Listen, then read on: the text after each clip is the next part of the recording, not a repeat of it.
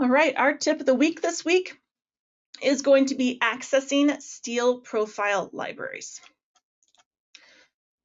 So while ArchiCAD comes in with some great starting profiles for our steel components, it often doesn't have everything we need, but it has linked libraries that is quick and easy to bring additional profiles that we would need specific to our project.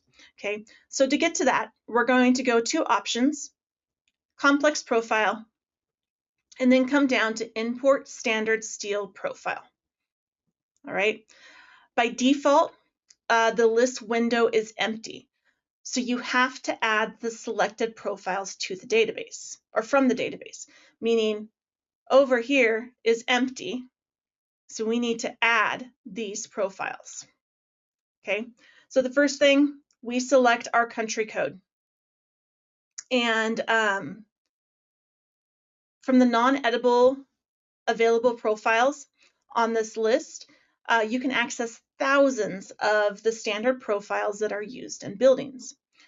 If you need to sort it, we can sort the column by name or the specific dimension. So we just click on the category up here to sort it. And then depending on where your building is and what profiles and measurements for those profiles are available, we can select what country codes we need the geometry for. So once we've done that, we have our list of available profiles to us right here.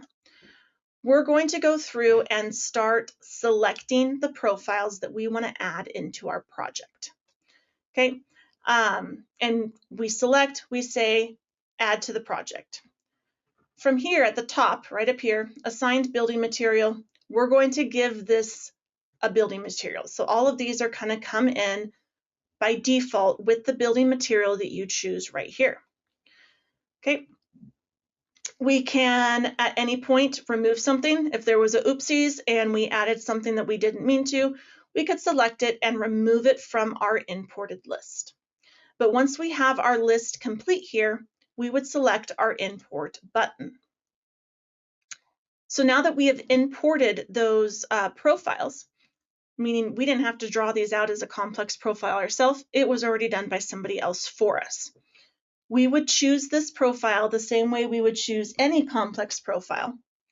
We open up our beam tool, or we open up our column tool, whatever it is, and this icon right here gives us access to all of our complex profiles, all the ones that we have made and created and assigned to a beam or column tool.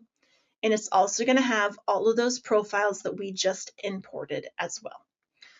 So then you would place it just like you would any other column or beam, and you can do that in both 2D and 3D because now these imported profiles work just like any other profile that we would have within our project.